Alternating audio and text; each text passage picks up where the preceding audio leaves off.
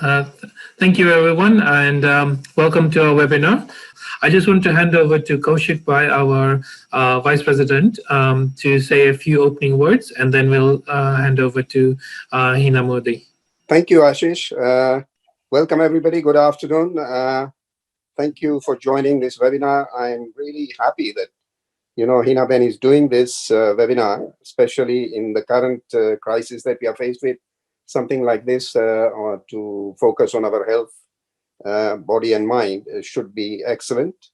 I myself am shielding myself, so you can see I'm very lazy, laid back in my bed and enjoying this. So, I'm sure that it is going to be a wonderful session.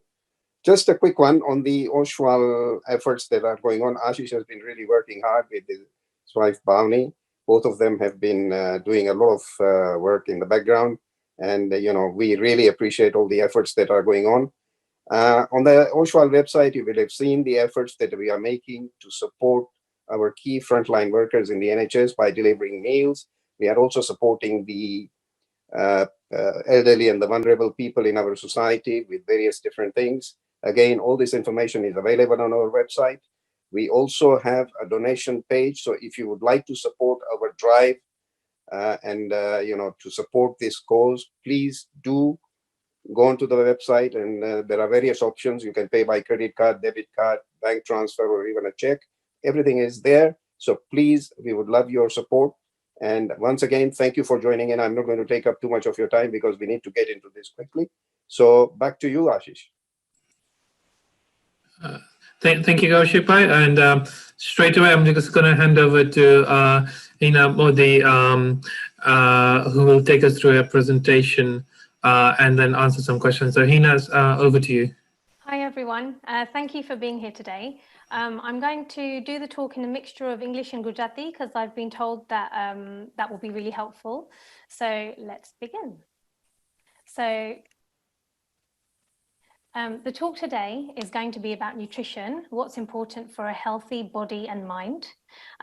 Just in case you didn't know, I'm qualified as a nutrition practitioner and a vegan and vegetarian nutritional therapy practitioner as well. So there are three things, the triad of good health and well-being that we're going to discuss. If the body is given the right fuel and conditions, it's empowered to heal itself. It can regenerate, rejuvenate, and rebuild. So if you imagine, gadi hoy ane ema petrol nakhanu hoy ne એની બદલે અમે diesel નાખી દઈ તો ગાડી સરખી ના ચાલે ને એકદમ like slow chale ke biju kai ekdam like it just stops working. So it's the same for that. If we don't put the right fuel into our body won't work the way it needs to. Also, the immune system can be powerful enough to defend our body against invaders, but again, only if we put the right conditions, the right fuel into it. For the above to happen, we need the mind, the body, and the spirit to be at their best. So આજે અમે ત્રણેયની વાત કરશું, mind, body, and spirit, and how to make it the best it can possibly be. There's a model, I call it SEDACE. So the S and then DACE, SEDACE. So the D in SEDACE stands for digestion.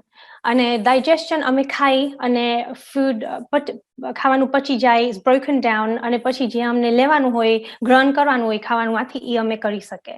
So that's digestion. Pachi DACE ma A is for absorption.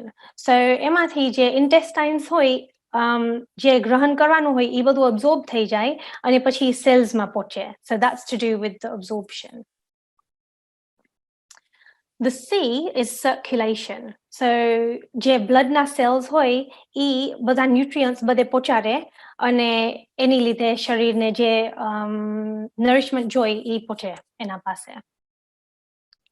And the last one is E for elimination. એટલે જે વસ્તુની જરૂરત ન હોય એ અમે excrete કરી નાખે, eliminate થઈ જાય. So the waste is removed.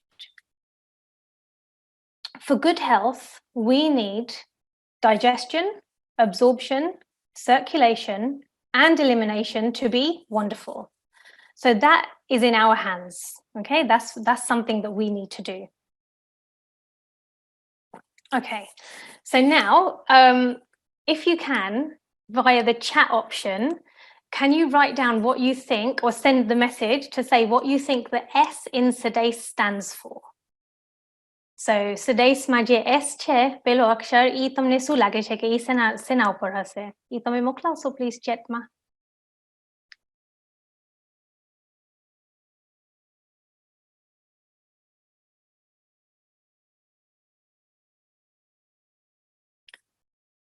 Ashish, when the messages come through, will you just let me know?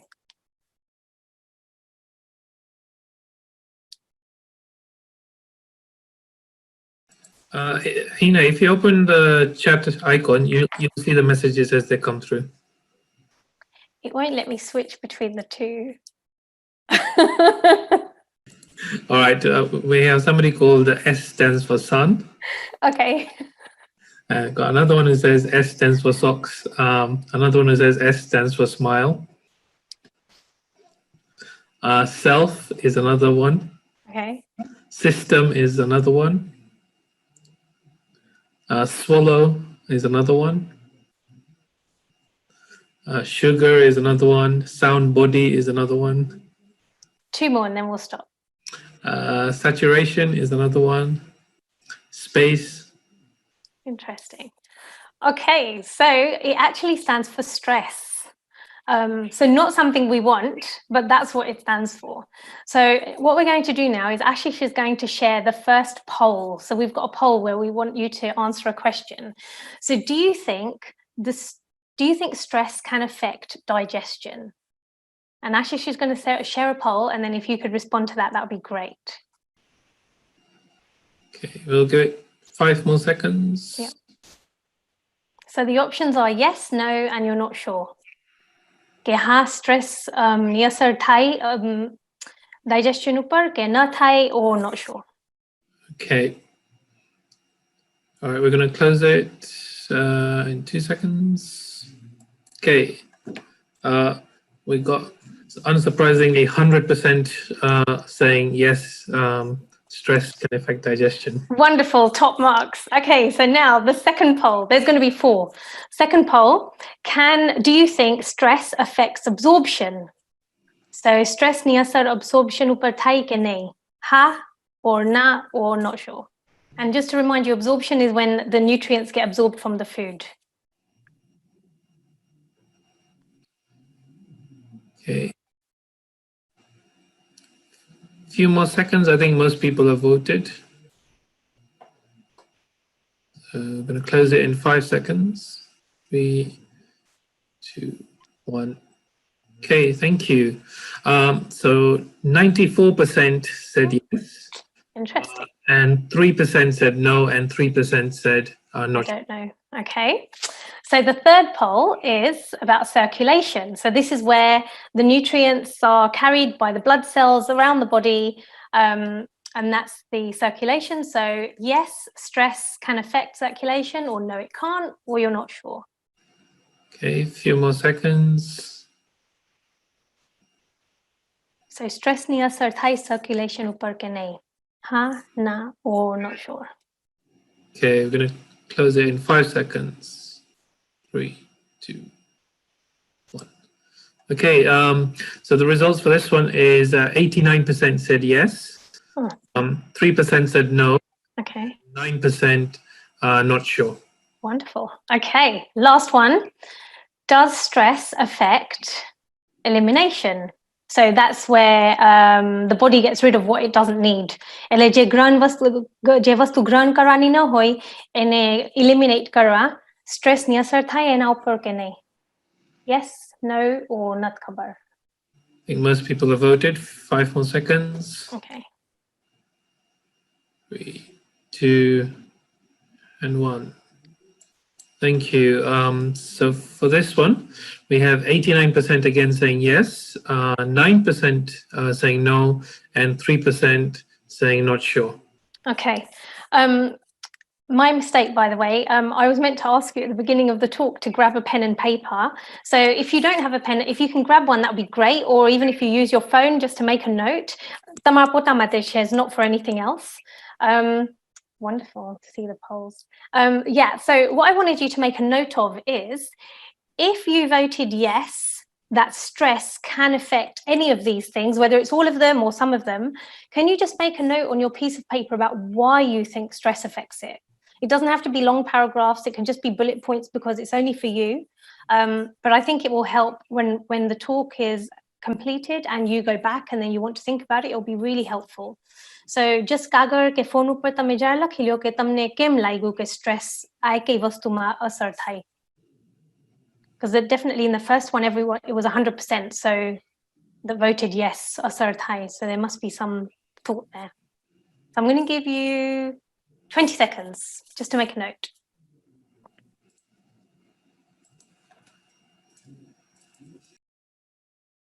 Okay. One more bit of thinking. Can you think of a stressful situation that affected your digestion specifically or bowel movements? And if you can think of it, just write it down, like, oh, when this happened or this happened, whatever it is, just note form.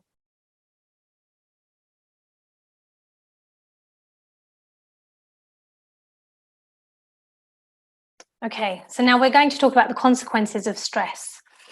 So stress, fear, worry, anxiety, discontent, and multiple other things can cause many, many things. Some of the examples are gastric ulcers, excess or not enough of stomach acid. So what that means is પેટની અંદર એક acid ઉત્પન્ન થાય અને એનાથી જે ખાવાનું હોય એને બ્રેક ડાઉન કરે. So either ઈ બહુ થઈ જાય stomach acid or it's not enough and પછી ખાવાનું પચી ન જાય. Also, it can inhibit the secretions of mucus that protect the stomach and the duodenal wall from hydrochloric acid, which is ulcers. So what that means is, mucus છે ને ઈ stomach ને બીજી ભાગને protect કરે અને ઈ છે ને ઈ mucus ઓછું પડે એટલે પછી protection ઓછું થઈ જાય. And the other thing is it can suppress the immune system. Immune system ni ghani wat thai chhe atyana with COVID and everything else. So not just because of that, even before COVID, we all know that immune system shaktishali na hoy to flu lage ke cold thai jay ke cold sores thai jay ke kai bhi asar thai sharir ma. So all of these things are affected by stress. So it's something that we really need to think about. And on top of that, that affects our mood and that affects our mental health. So the effects are not limited to one thing, they're vast. Okay, so here you'll need your pen and paper or phone. Stress and the choice of food. So can you think about when you feel stressed, what kind of things do you eat or drink? Like તમને મગજમાં કાંઈ અશાંતિ હોય તો તમને કઈ વસ્તુ થાય કે ઓ મને આ પીવું છે કે મને આ ખાવું છે. And then after you've made a note of them, how do you feel after you've eaten or drunk those things? Do you feel better? Do you feel worse? Do you feel something else? I'll give you 10 seconds.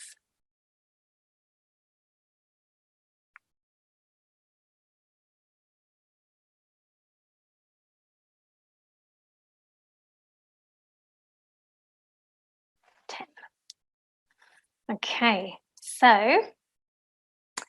there's a little diagram here called comfort foods. So there are foods and drinks that we have, which you may have made a note of, that we go to when we feel low. So mood ocho thai jai, low thai jai, not ocho thai jai, low thai jai, to amne em થાય કે ઓ મને આ ખાવું છે કે આ પીવું છે.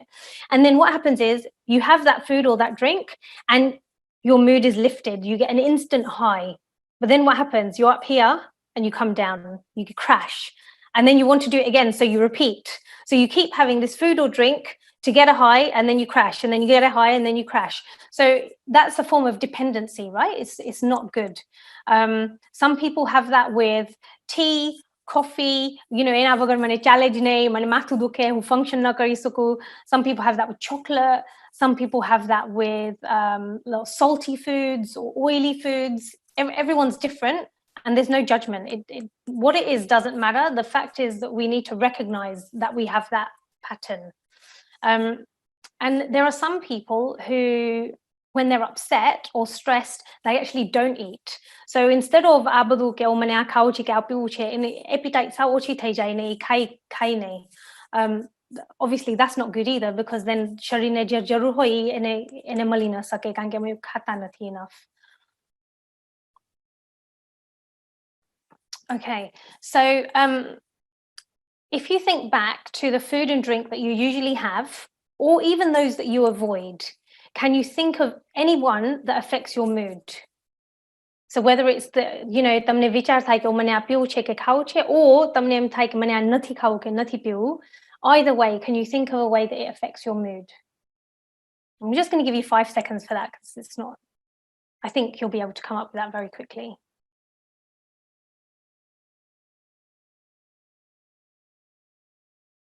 So I already mentioned caffeine, chai, coffee. Some people think, or some people feel that without tea or coffee or some form of caffeine, they can't function or they get a headache. Other people need something sugary, something sweet throughout the day. What happens if you don't have it? So like I said, some people feel like they can't function. Some people feel they have a headache. Other people maybe get snappy, they get irritated. Gusso jaldi utpan thai jai. There's so many ways that it can affect us, and the biggest step is knowing that connection. If we can realize that connection between food and drink and the way it affects our mood, then that's great. That's half of the journey achieved, because then we just have to figure out what to do about it. Yeah, so this is a really important step. Okay, so physical stresses. Do you think food can create physical stresses on us? Just have a think about it. For those of you who think, no, it can't, it can. And for those of you who think it can, well done, because you're right. So sugar, caffeine, foods that are salty, foods that are oily, and foods that are fatty create a direct physical stress on the internal organs in our body. And the internal organs are needed to detoxify the body. So je vastu sharir ma che jemathi body detox thai ne je vastu no jaru hoy body ne ene kadhe really, those organs ema tan pare. અને પછી જે જરૂર એને જે કામ જરૂર કરવાની હોય ઈ ન કરી શકે because of these physical stresses. The other thing these foods do is they stimulate us. So I don't know how to say that in Gujarati, but yeah, they stimulate us, and then they cause an imbalance. And if there's an imbalance, that affects our emotional state. So it goes back to mood again.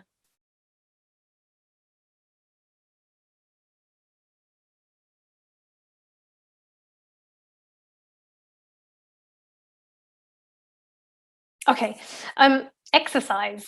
So this would be really good if you can just put it in the chat.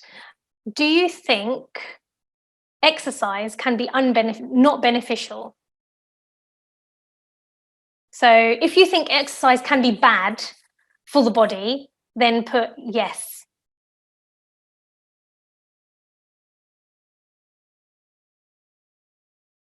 I'll give you 5 seconds.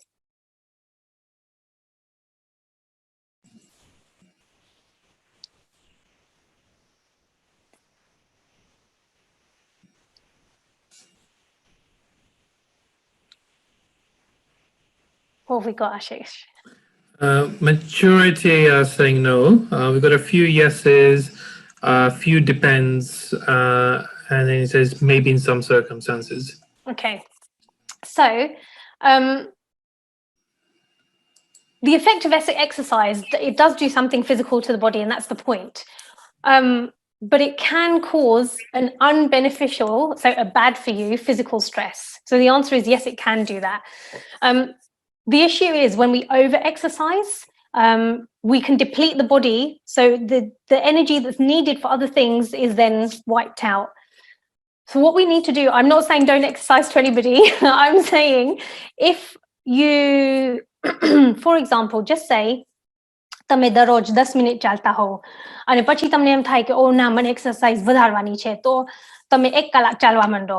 that going from 10 minutes to 1 hour is too soon, too fast. So what we need to do is do graded exercise. એટલે આસ્તે આસ્તે exercise level વધારવાની, એટલે body used to થઈ જાય અને deplete ન થઈ જાય. Yeah. So I'm not saying don't exercise at all. I'm just saying we need to build it up slowly so that the body gets used to it and then it doesn't get depleted. This also, exercise is really, really good to help not just the body, but the mind as well. And it can really help us with fixing or improving our sleeping patterns. So the biggest thing I want you to take from this is graded exercise, aste aste, vadharvanu, and then see the benefits. Okay, so we talked about stress earlier, a little bit. We touched on it, the fact that S stands for stress. So with stress, there's two parts, bebhag. So there's regular stress versus the odd bit of stress here and there. I've put the question here, is all stress bad for us? The answer is no. The biggest stress can be positive. It can make us get things done, or it can motivate us sometimes. The problem we have is when stress is continual, when it's long-term, when it's excessive. So stress, you know, jara jara hoy to it's not a big deal, but long-lasting hoy, days, weeks, months, years, then that's when there's a problem. So એમાં શું થઈ જાય કે stress long term હોય ને તો physical reactions હોય ને બોડીની અંદર ઈ on રહે, it remains active. So the body then doesn't shut down or slow down. It doesn't then remember how to do it. So that's not good. The body also becomes overloaded with hormones. એકદમ hormones વધી જાય. So એમાં અસર સારી ન કહેવાય. And on top of that, the liver, which is already strained and needs to help us do various things, એના ઉપર વધારે તાન પડે, એટલે ઈ એનું કામ ન કરી શકે. So that's the reason why regular stress is something that we really need to work on and minimize. Okay, so now food. So this is about what food we should have and what food we should try and reduce or even limit or cut out. So eating processed, low quality food deprives the body of what it needs. And it gives the body another job to do. So the body's already tired and got so many things to do. And then we give it another job by eating things that's not good for us.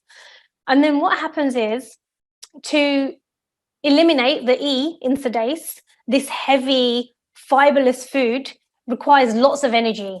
So energy ochu thai jai, ekdam ochu thai jai. Energy જ્યાં જવાનું હોય એની બદલે divert થઈ જાય બીજી જગ્યાએ, એટલે that's not great either. And immune system ઉપર અસર થાય because of this whole energy business and the fact that we're not eating what we need to eat to nourish the body. The result of that will affect not just the body, but the mood as well. So that's another reason why food is really important, and it's all in this triad of good health. Okay, so food to embrace. Food that we need is fiber. It provides roughage and it helps our bowel movements become regular. Now, the reason this is important, some people say, oh, it doesn't matter, you know, jare bowel movement thawani hoy tyare thase. It's not that. It needs to be regular. The reason for that is because તમે imagine કરો શરીરમાં જે ખાવાનું હોય અને એમાંથી જે ગ્રહણ કરવું હોય ઈ લઈ લીધું ને જે waste છે જે કાઢવાનું હોય ઈ અમારી bowel movements regular ન હોય તો ઈ શરીરની અંદર રહે. And the longer it stays there, what happens is that food actually comes back into the body. Rather than coming out, it goes back in. So the cells that want to get rid of all this stuff actually can't get rid of it. Also, refined food lacks fiber. So when I say refined, I mean processed, and we'll talk about that later on. But we need to try and avoid processed foods or limit it. And then, yeah, what happens is if we don't have enough fiber, the bowel gets clogged. And as I explained already, the toxins and the waste are reabsorbed into the body. Okay, carbohydrates. Lots of people talk about carbohydrates. So we're going to talk about what's good about them and what's not good about them. So carbohydrates are great for producing heat and energy. So that's a good thing. They are reduced to simple sugars, which The brain absorbs quickly, the nervous tissues, the muscles, all these things absorb it. However, the excess, that is converted to fat and it's stored. And that's the bit we probably, most of us don't need. So that's something to keep in mind. Okay, so it is not that we should embrace all carbohydrates, and it's not that we should avoid all of them because they're different. So refined carbohydrates are fibreless. They lack many B vitamins. They also lack vitamin E and minerals. So refined carbohydrates, which I was talking about earlier, so processed food and stuff, but this specifically, refined carbohydrates, examples are sugar, syrups, polished foods, flour that is not 100% wholemeal, instant grains and instant rice, powdered starch, commercial bread, refined pasta, and most snacks. I can share that with you in the chat later if you need it. Otherwise, I can repeat it and you can make a note. So I'll say it again anyway. So refined carbohydrates that we need to avoid or reduce are sugar, syrups, polished foods, flour, which is not wholemeal, instant grains, instant rice, powdered starch, commercial bread, refined pasta, and most snacks. The reason we want to avoid them is because they don't have enough, they are fiberless, they are lacking in many B vitamins, vitamin E, and minerals. They are valueless. The body can't digest it, it's indigestible, and it constipates us, which is really bad in terms of elimination. So what we need is an abundance of complex carbohydrates, raw fruit, raw vegetables, that kind of thing. There are certain health conditions which, if you have it, you should seek guidance about how much raw fruit and veg to have. So this isn't like a one size fits all. Okay, protein. So probably about 2 years ago, there was lots and lots of talk about protein. Lots of people were talking about it in the media. Enough protein nat khata, especially if you're vegan or vegetarian, protein enough nahi maltu hoy, ane aa thai jase ne olu thai jase. You know, mostly it was fear mongering, and it was not right. It was they were, the way they were talking about it was not accurate. So excess protein can lead to acidic conditions. It can lead to excess of urea in the tissues, and it can cause many inflammatory conditions.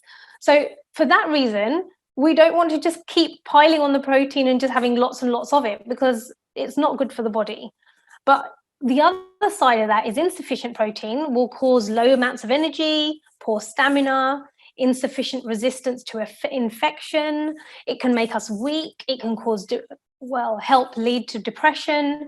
It can make recovery and healing slow also. So what we do need to do is we need to have 0.75 grams of protein per kilogram of our body weight per day. I will send this to Ashish, and then it can be shared with you if you need that, because I know it's a bit tricky to remember that equation, if you like. Okay, oil. I think if I could see all your faces, I would see that lots of people would be, oh no, do I have to reduce oil? Because lots of us have tarelu khawanu, vagar ma ketlu tel nakhta hoy, all these things. So yes, please reduce it. I'm not saying cut it out from tomorrow, because I don't think that's achievable. But if we can reduce it, that would be really, really good.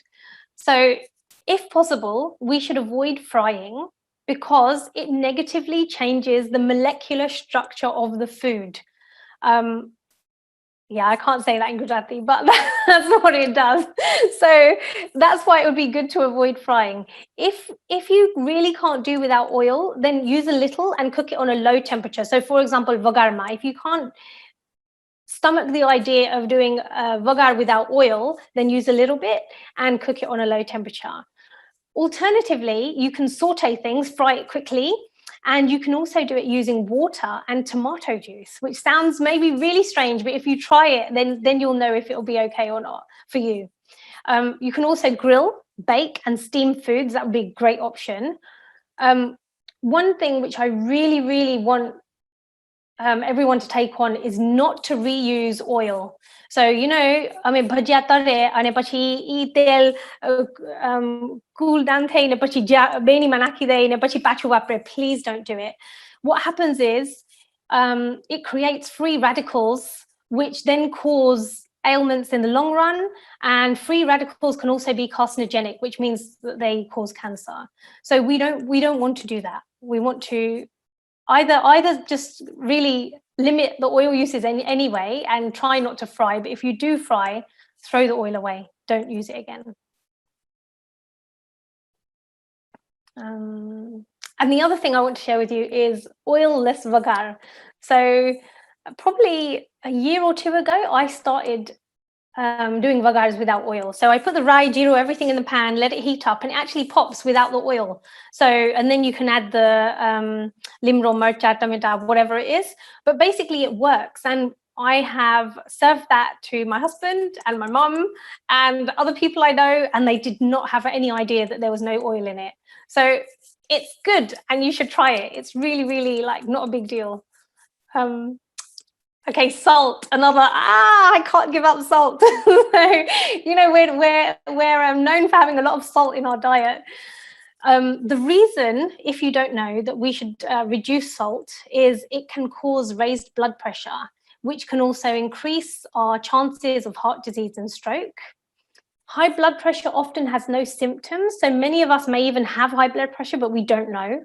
And then salt, as I've already explained, there's a connection between that. So we need to think about that. Now, in terms of amounts of salt, adults should eat no more than 6 grams of salt per day. And that's around 1 teaspoon. A teaspoon, not more than that.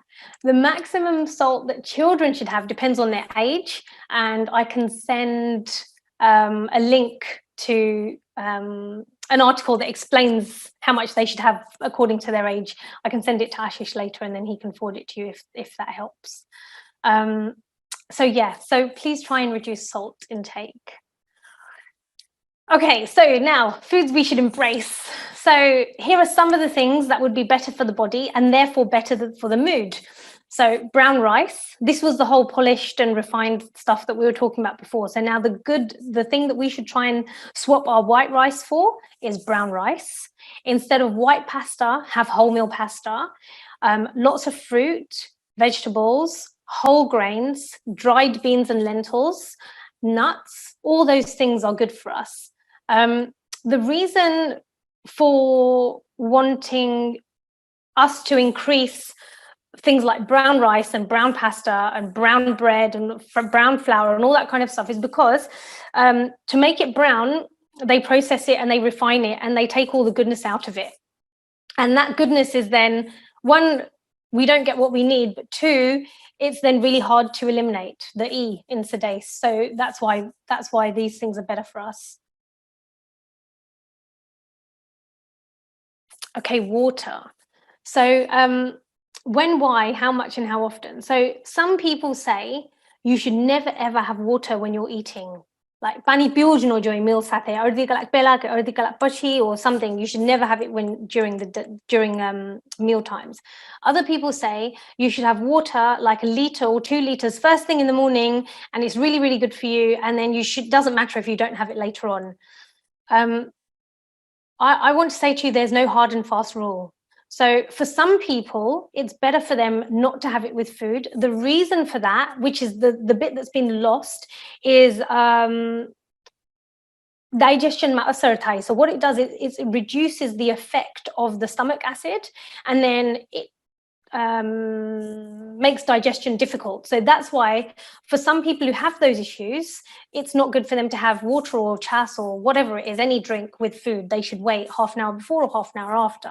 For other people, it doesn't affect them, so it doesn't matter. The thing about having lots of water in one go, especially if you have it, say, I don't know, halfway through the day or whenever it is that there are nutrients that the body wants to hold on to, and if we have lots of water, it helps flush them out. so જેની જરૂરત હોય ઈ અમે ઈ બધું નીકળી જાય, flush out થઈ જાય. So that's why that's not a good idea. And if you're like how I used to be, which is not good at having water, I just forget or just didn't. I also didn't like tap water. So what I do is I keep I have this. You know what? Let me just get it for you. Hold on. Okay, I have this. It's just a jug or jar or whatever of water, and it's got this charcoal stick inside. So the charcoal stick is a natural filter, and the filter makes tap water taste really nice. So therefore, I don't avoid it, and I don't really like using Brita filters, or not the brand, but basically those plastic jugs with all these filters that then cause waste and are not good for the planet. So this is really good because it decomposes into the soil. If you had animals, you could use it in their litter. You can put it in shoes if you have smelly shoes after you finished using it, and it helps make them less smelly. There's all sorts of things you can do with it, but it also, just the biggest thing is it makes tap water taste nice. And then what I do is I leave one of these in different rooms to help me develop the habit of having water. And then once the habit is formed, then you don't need to leave reminders everywhere. So that's something we could think about doing. Okay, the mind. So we've talked about the body so far, and we've talked about stress. Now we're going to talk about the mind. So what I'd like you to do via the chat option, if that's okay with you, is, if you're willing to share, you don't have to, can you share some things that you think you can do to help relax and quieten the mind? You don't have to. If you don't want to share, you can just put it on your piece of paper. So anything whether you do it or not, or whether you want to do it, it doesn't matter, whichever one. So what can you do? જેના ઉપર તમે શું કરી શકો જેના ઉપર મનમાં અસર થાય અને શાંત કરે, કે જરા રિલેક્સ તમે થાઓ? શું કરી શકો કે શું કરો છો?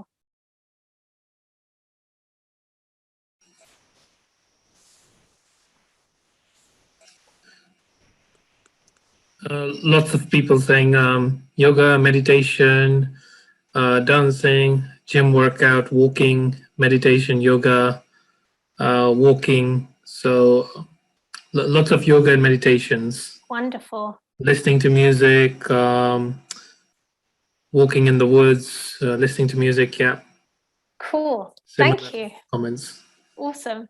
And I'm not sure if, because I didn't ask you to share this, I'm not sure if you do these things already, or you know that it does help the mind, but you don't do it enough. So if you do them already, then it's great. If you think you need to do them more, then let's try and use this period, especially during lockdown, while we can create new habits, to try and do more of these things to help us get through it, and then also just help us change ourselves for the better. Okay, so the reason the mind is so important is because emotional stresses that are suppressed, stresses અમે દબાવે ને તો એની અસર થાય શરીરમાં, so they can physically manifest themselves. Now that may sound like it's really extreme, but actually it's not. I think a lot of people have physical reactions because of the emotional stress, but they often don't realize. Often life is so fast, we don't even stop and realize, oh, the connection is or this is happening and now this has happened as an effect on the body. You know, we don't have time to think about it, or we don't notice, or actually maybe we don't even know ourselves that way because we're not used to thinking in that way. So it's really important that physical and emotional elements are investigated, understood, and healed. And we can do that in multiple different ways. I'll talk about that after. What I'd like to share with you is two personal examples of how stress has affected me previously. So, હું નાની હતી ને ત્યારે હું stress હતી ને મને ત્યારે ખબર નથી પડતી કે મારા મનમાં શું ચાલતું હતું, એટલે હું ખાતી નહીં. That was what I did. So I think it was a way of control. બીજું કાંઈ હું control નથી કરી શકતી, એટલે હું ખાવાનામાં વાંદા કરું, as my mum would say, અને પછી હું જમતી નહીં, and that was obviously not good. I've grown out of that now. But something else that happened is when my dad passed away, 20 years ago nearly, it was a bit of a shock. And I don't think I did it on purpose, but je mara man ma je grief hatu I me dabai tu for sure, because without realizing. So what happened is, when it was coming up to the 1-year anniversary, I developed an abscess near my leg, and when I went to the GP, they thought I had deep vein thrombosis, which is what Dad had before he passed away.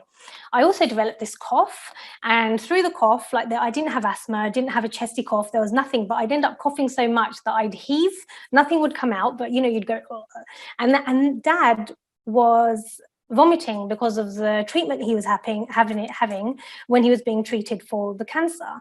So my body was finding a way to reenact what he had gone through before he passed away. And I think, and so does the counsellor think, because I had counselling to help me through it, thinks that it was because I was having all these emotions and not letting myself grieve. So the body was finding a way to say, listen, you need to sort this out. And that may sound like it's a really extreme example, and it probably is, and I hope none of you have to go through that. But the point I'm trying to make is the mind is a very, very powerful thing, and we really need to help it be at its best. And by suppressing emotions or trying to block things out or not talk about them or whatever is just not helpful. So some ideas for emotional support: friends, family, they're obvious. The Samaritans, it's a charity. You can call them 24 hours a day, any day of the week. It's a free phone number. They can't find your name or number or anything. They can't trace you, and they are objective, and you can just tell them. They're a stranger, so you can tell them anything you want and they're not going to know who you are or anything. You speak to your GP. You can get counselling, hypnotherapy. There are so many things available to us. We just need to take that step to heal ourselves. So please do consider it. Okay, so we have talked about how the wrong food can make us feel physically unwell, how it can stimulate us too much, how it can make us dependent on certain foods and drink, how it can affect our mood when we don't get it or when we have too much of it, how it can make us feel excited briefly when we get that high and then crash when we don't have it, how it can drain and divert our energy, which is needed elsewhere to make the body function and do what it needs to do. And we've also looked at minimizing physical and emotional stress. And we've looked at ways to calm the mind and deal with emotional stress. So that's what we've covered so far. Depending on your personality and your level of motivation, creating new habits and making changes can be really easy, especially depending on whether you find it, whether you live on your own or whether you have other people you live with who can also support you in making those changes. So, for example, you might find it easy to just say, okay, next time we go shopping, we won't buy white pasta, we'll buy brown pasta, we'll buy brown rice, we'll buy brown flour, for example. Those things are quite, depending on, like I said, your personality and motivation, they're easy changes to make. Changing the way we react emotionally can take a bit longer, and it's best done with support, which is why we talked about those supportive strategies earlier: Samaritans, friends, family, counselling, all of that. So it would be really good if any of these changes, whether it's you find the emotional changes difficult or whether you find the physical changes difficult in terms of what to buy, what to eat, or how to cook, whether we fry as much, all those things, get support. Like, even if it's just a friend and you message them every time you eat something that you think you shouldn't be eating, or every time you eat something that you want to reduce, even just telling someone that, like, it can motivate you enough to think, okay, no, I don't want to send that message again, so I'm not going to have it. You just find whatever works for you. And just get support. Okay, so here are some of the things that I do to keep my mind, body, and spirit at its best. So I've been vegan since 2008. which means I don't consume any animal products. So that means I have milk and cheese and yogurt, but I have non-animal milk, cheese and yogurt. I don't have honey. I'm vegetarian anyway, so yeah, don't have eggs, all those kinds of things. For me, for my mind, not being part of a system that causes harm and death to animals is so liberating for me. I can't explain the amount of ashanti I had when I found out about that system. So not being part of it has just made me feel very content and very calm. Also, I've got quite, I'm quite aligned with non-violence. So reducing hinsa brings me peace of mind. The duality, you know, like, so in my mind,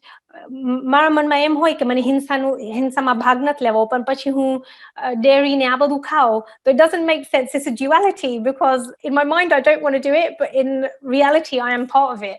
So for me, becoming vegan pacified all of that and brought me a great sense of santosh and shanti, which is really good. It also created a harmony between my thoughts and my conduct, which is what I was just explaining. On top of that, the body doesn't need these things.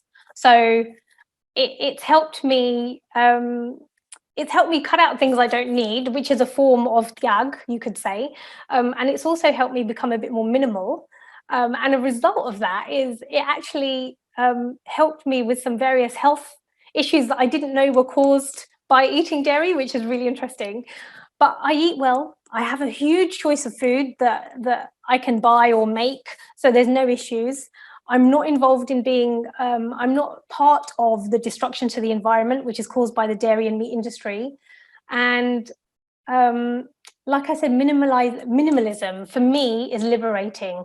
It's just, I thrive when there's, I thrive in minimalism, actually. That's just the best way to put it. And the other thing I do is meditate daily. So all of those things are things that I do to help me keep my mind, body, and spirit at its best. And I shared that so it might give you some ideas about things you can do, as well as the other things that we discussed throughout the talk. So I just want to say thank you very much to all of you and Oshwal Association UK, and particularly Ashish, because he's the one who I've been liaising with and gave me the opportunity to be here with you and share all of this with you. So thank you very much. Thank you, Heena. Really nice and interesting talk. I can see myself saying naughty things to myself because I know I've done some wrong things in terms of what I've eaten. So I'm going to try and follow a few more of your points. But I think really nice talk. Thank you so much for that. We have a few questions which we'll go through. So again, just a quick reminder for those who've joined on Zoom, there should be a Q&A icon at the bottom of your screen. If you click on that, you can type a question if you want to ask anything, and we'll try and cover as many questions as possible. Just again, a quick reminder, please try and avoid the chat icon for questions. If you want to leave any comments or feedback, do that on the chat box, but any questions, use the Q&A icon, and we'll try and get through as many as possible. So, I've got a few questions here, so I'll just run them through. The first one is, what is the difference between instant and other grains? For example, any examples of instant grains you could provide? Yeah, okay, so for example, you can get those sachets of instant rice, and I think you put them in, I don't use them, but I think you put them in the microwave, or you can even put them in hot water for like 5 minutes and it's done, you've got rice. You can get instant porridge as well, similar type of thing. And you can get ready-made like pasta. So it's in a sauce and it's in a packet, and then again, you just stick it in the microwave and it's done in like 5 minutes. That's instant. And then the non-instant is, you take it out, you put it in a pan or in a pressure cooker if it's rice, and then you make it that way and it takes 20 minutes or however long it takes. So I'm saying avoid the instant ones. Great. I hope that's clear.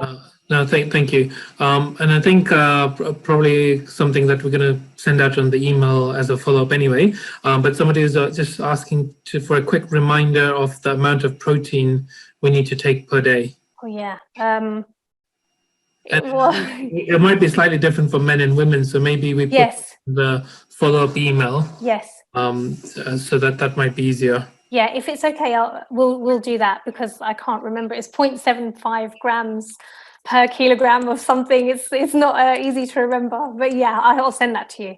Okay. Yeah. And also, I've got a question saying, can we cook with olive oil instead, or should we have this cold? Should have. Should we cook with olive oil? Yeah. Or should we have that cold, as in not heated olive oil? Oh, I see. Oh no, you can cook with olive oil, but it has a high smoking point, which is hard to describe. It kind of burns quickly, and it can go rancid quickly. So still, olive oil is better than vegetable oil for definite. And all I would say is, yeah, you can cook with it, but make sure it's on a low heat. So yeah, it's fine. Okay, great. Yeah. And I think somebody's asking where you get your charcoal sticks from. Oh yeah, I actually get it wherever it's cheaper, but generally it's been cheaper on Amazon. And I can send Ashish a link about that to explain, if that helps. Okay, great. And somebody's asking, having a lot of water first thing in the morning, is that advisable? So I know people who swear by it, who say that it helps them and if they feel so good. And I know other people who feel really sick.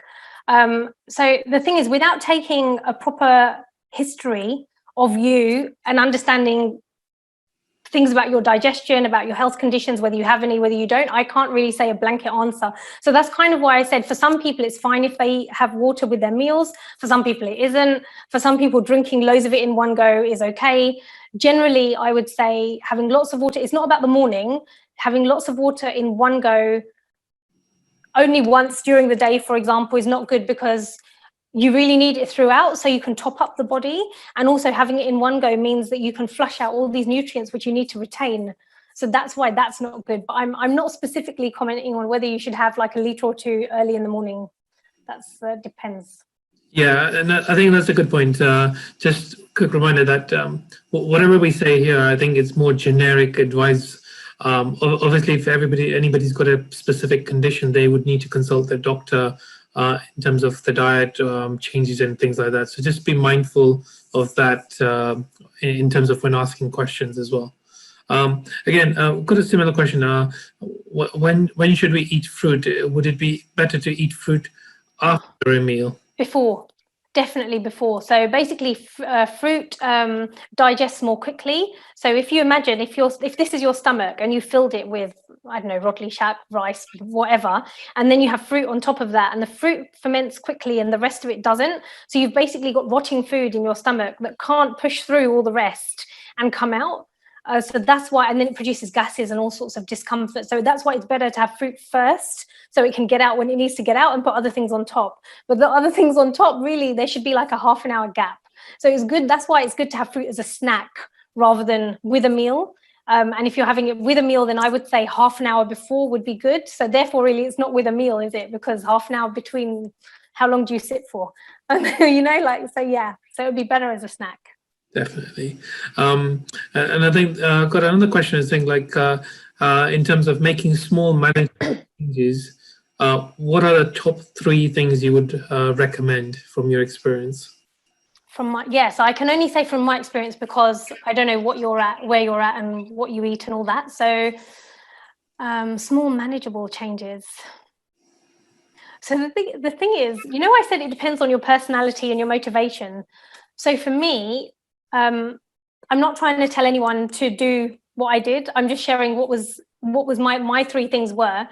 I watched this video about dairy production and I cried throughout the whole video. So for me, continuing to be part of that when I've just spent an hour crying just didn't work. So literally we went dairy free overnight, because I think Suraj knew that there was no way I would be able to continue that the next day because of how I'd reacted. So for me, even though that may seem like a really big change, it wasn't. It was a small manageable change, because I'm also very visual.